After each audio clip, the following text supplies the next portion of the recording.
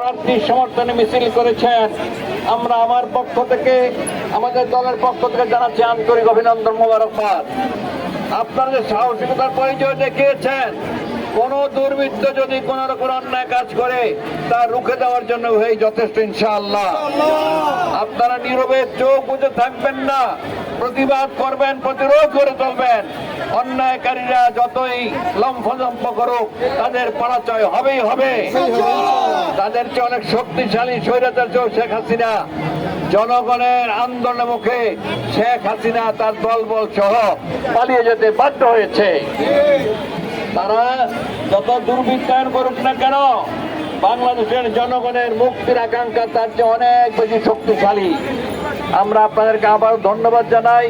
এলাকায় গিয়ে গিয়ে, পাড়ায় পাড়ায়, মহল্লায় মহল্লায় আগামী 12ই ফেব্রুয়ারি নির্বাচনকে সুষ্ঠুভাবে করার জন্যে, ভোট দেওয়ার জন্য আপনার ভূমিকা পালন করবেন।